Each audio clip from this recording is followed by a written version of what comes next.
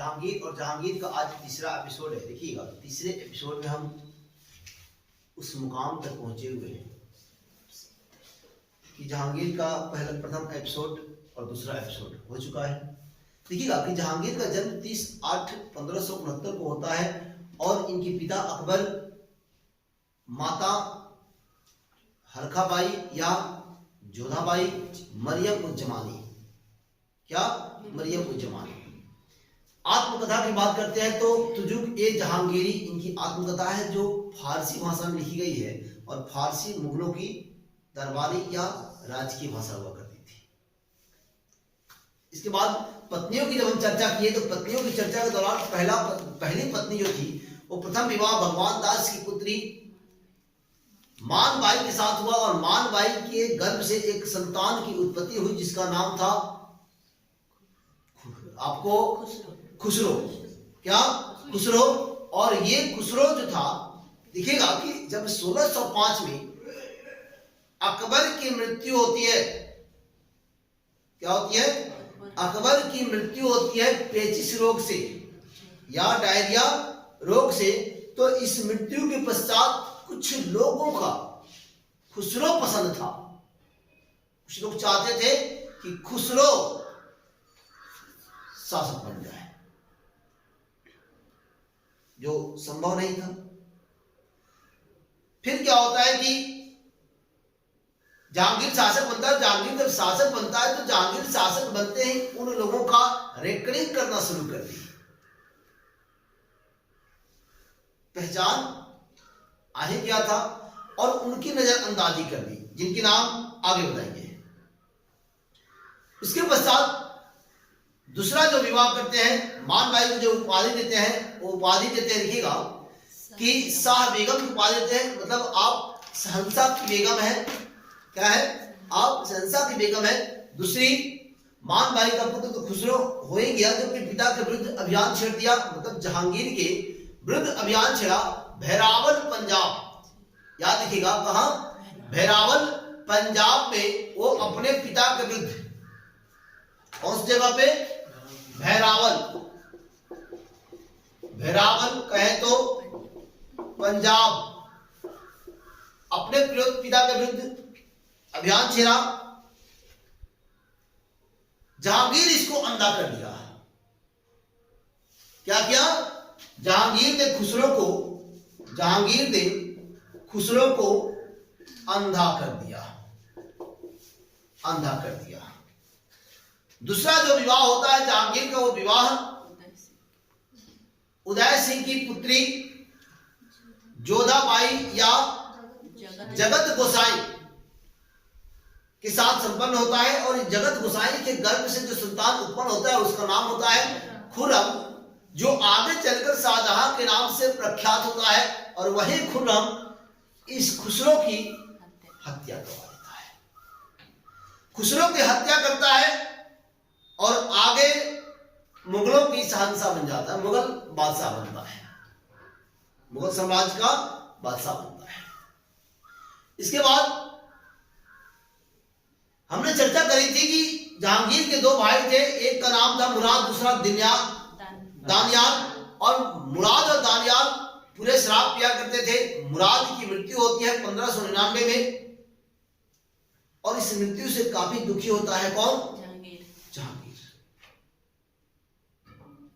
फिर क्या होता है कि 1601 असीरगढ़ अभियान होता है अकबर का, जो अकबर का अंतिम अभियान था, दक्षिण अभियान था।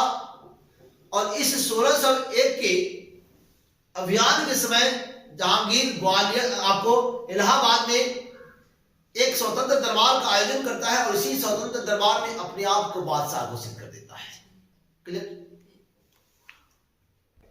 12 अगस्त 1602 को सलीम का मित्र वीर सिंह बुंदेला, देखिएगा 12 अगस्त 1602, सलीम, और सलीम कहे तो सलीम नाम की बड़ा आप जानते हैं कि फतेहपुर सीकरी में एक सूफी संत हुआ करते थे जिनका नाम था शेख सलीम चिश्ती। और इन्हीं शेख सलीम चिश्ती के आशीर्वाद से बेटा पैदा हुआ अकबर को, तो उसका नाम रख दिया क्या? सलीम। क्लियर? तो सलीम का एक दोस्त था, परम मित्र था, वीर सिंह बुंदेला। और ये वीर सिंह बुंदेला ने क्या किया कि अकबर के करीबी, दिलकश, अजीज, दिल के पास रहने वाला अबुल फजल, क्या? अबुल फजल की हत्या कर दी। अबुल फजल की हत्या कर दी। और अबुल फजल की हत्या की, इससे काफी अकबर दुखी हो गया। हत्या कब करी? 12 अगस्त 1602 ईस्वी को। क्योंकि कहीं ना कहीं उसके मन में पिता के विरुद्ध एक षड्यंत्र सा चल रहा था, एक जो आवेग था वो पनप रहा था, जो असंतोष था वो पनप रहा था। और यही कारण था कि वो धीरे धीरे खुटखाट करते रहता था। खुटखाट नहीं समझते आप लोग? नहीं समझते हो तो कमेंट बॉक्स में लिखिएगा, बता देंगे, है ना? करते रहता था, हत्या कर दी। और इसके पश्चात देखिएगा कि फिर क्या होता है कि 1603 में अकबर जहांगीर को अपने पास बुलाता है और कहता है कि मेवाड़ पर अभियान करना है। कहा? मेवाड़ अभियान करना है। और देखिए कि मेवाड़ अभियान करने से जहांगीर मना कर देता है और वापस फिर चला जाता है। कहा? इलाहाबाद। इलाहाबाद जाकर वो वही मानो जो उसका जो दिमाग था वो बिल्कुल अकबर के विपरीत चल रहा था और अकबर के खिलाफ षड्यंत्र करना शुरू कर दिया। फिर आता है आपका, ऐसा कहा जाता है कि जब अकबर बीमार रहने लगा, अकबर अंतिम समय में था, तो होता क्या है कि जब तबीयत बिगड़ जाती है तो उस समय ये आता है और अकबर से माफी मांगता है। और माफी मांगते ही अकबर इसे माफ कर देता है। कारण बेटा था। क्या था? अपना बेटा था। और ऐसा कहा जाता है कि अगर बेटा कुछ बोल भी देता है तो माता पिता माफ कर देते हैं। बड़े दिल वाला था। होता क्या है कि 3 नवंबर 1605 ईस्वी को अकबर का आपको जहांगीर का राज्य अभिषेक आगरा में होता है। कहां होता है? आगरा में होता है। और जहांगीर के नाम से, ये सलीम जो था, सलीम का राज्याभिषेक होता है और ये जहांगीर के नाम से बादशाह बनता है। धीरे धीरे ये होता क्या है कि वीर सिंह बुंदेला को अपना मनसबदार, क्या? मनसबदार नियुक्त कर दिया। और किया क्या कि जो इन्होंने देखा था कि इसके जो करीबी था, इन सारे करीबियों को इन्होंने बड़े बड़े पद पर बिठा दिया। क्या किया? बड़े बड़े पद पर बिठा दिया। मिर्जा गयास बेग, आप नाम सुने होंगे। क्या? मिर्जा गयास बेग, जिन्होंने हुमायूं के मकबरे का डिजाइन किया था, वास्तुकार था, है ना? और साथ ही साथ इन्हीं मिर्जा गयास बेग की एक पुत्री थी जिनका नाम था नूरजहां। क्या नाम था? नूरजहां। और ये मिर्जा गयास बेग को एतमादुद्दौला, क्या? एतमादुद्दौला,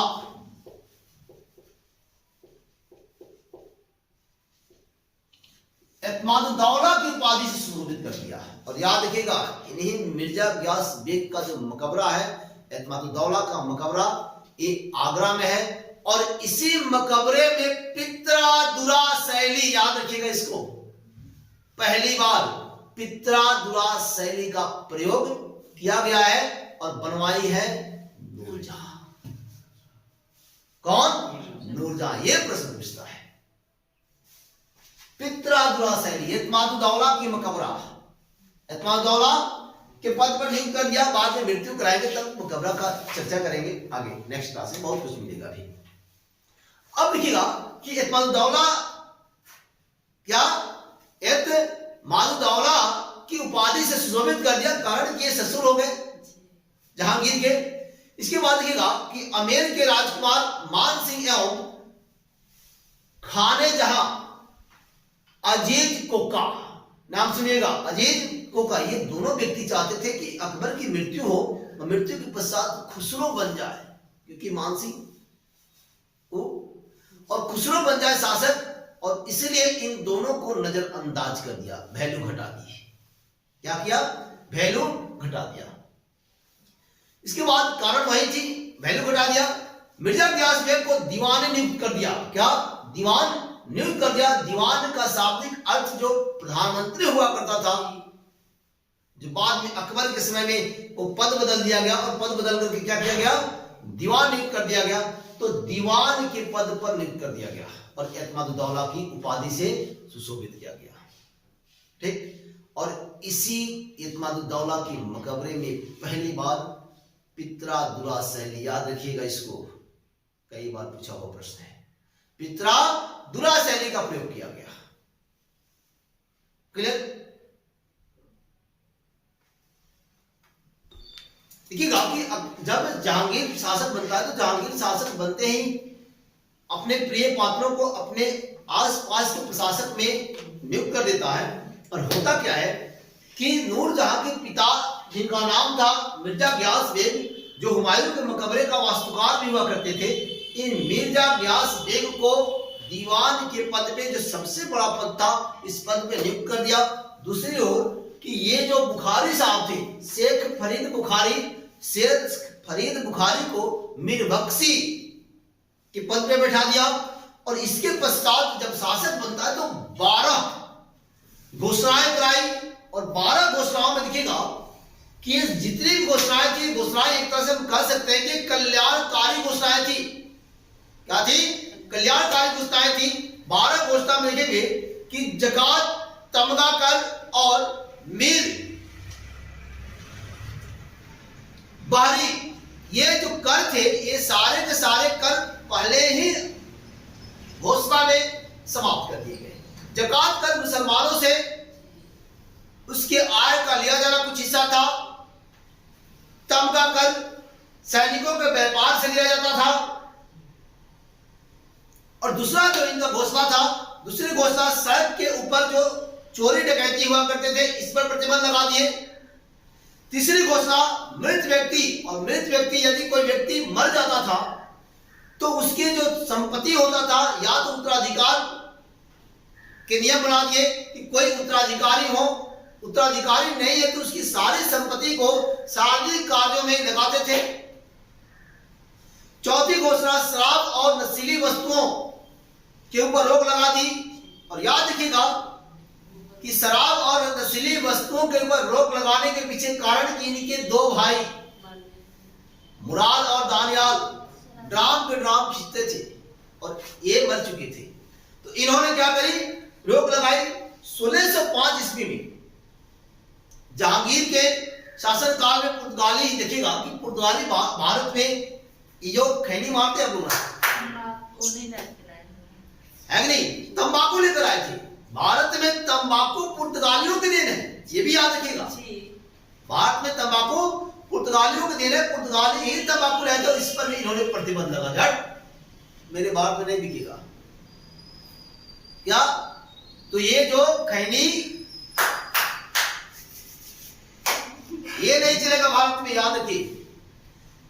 5वां, घरों की कुर्की। जो व्यक्ति अपना टैक्स, जैसे देखिएगा कि राजस्व नहीं चुका पाते थे या फिर कोई कर्ज लिए हुए उसको नहीं चुका पाते थे, तो उसके घरों की कुर्की होती थी। और घरों की कुर्की तो होती ही थी, साथ ही साथ सजा के रूप में उस व्यक्ति को अंग विच्छेद किया जाता था, अंग को काट लिया जाता था। इस पर उन्होंने रोक लगा दी, घरों की कुर्की पर रोक लगा दी। अर्थात एक तरह से कह सकते हैं कि सारी की सारी जो घोषणाएं थी ये जन कल्याण हेतु थी, अर्थात जनता इनके इन घोषणाओं से खुश रहे, खुशहाल रहे, इसलिए घोषणाएं थी। ये कहने में कहीं भी अतिशयोक्ति नहीं होगी। अगला,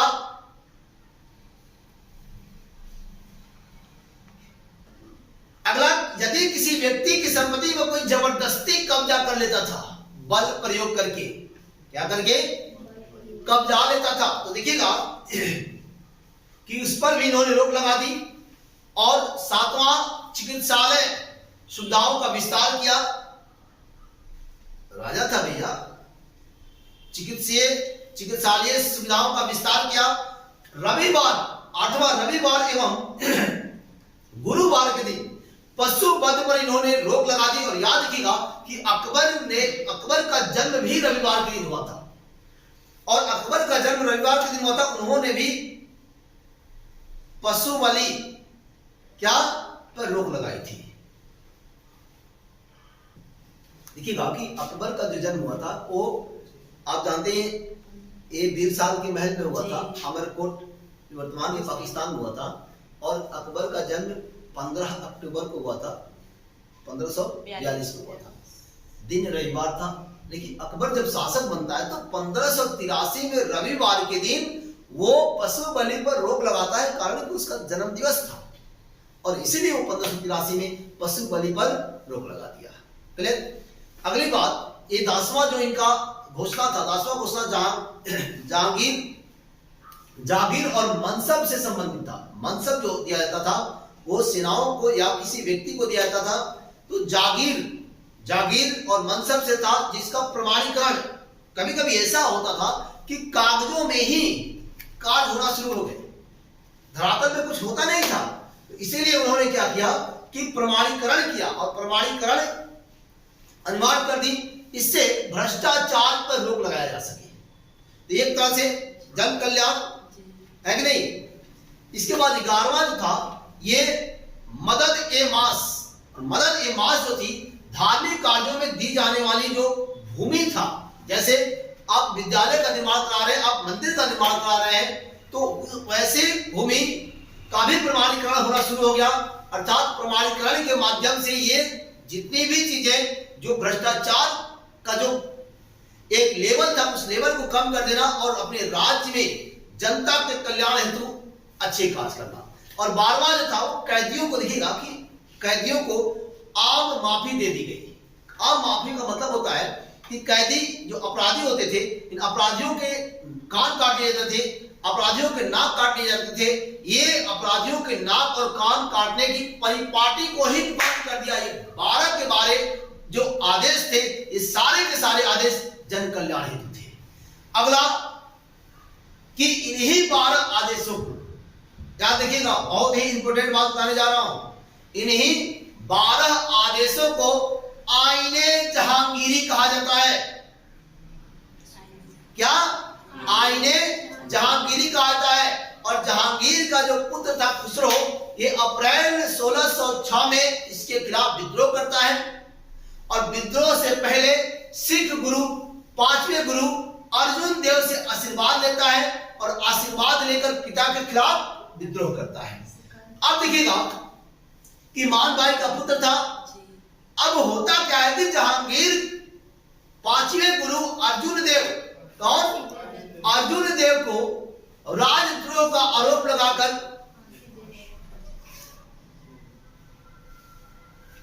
क्या राजद्रोह का आरोप लगा देते हैं। और राजद्रोह का आरोप लगाकर 1622 में देखिएगा कि बुरहानपुर में एक खुसरो की हत्या आपको खुरम कर देता है, और अर्जुन देव की फांसी दिलवाता है कौन? मुगल बादशाह जहांगीर। तो ये रहा जहांगीर तक का सफर। अगले एपिसोड में होंगे नूर जहां के साथ उपस्थित। नूर, तूने कर दिया जहांगीर को मजबूर। जय हिंद, जय भारत, भारत माता की जय।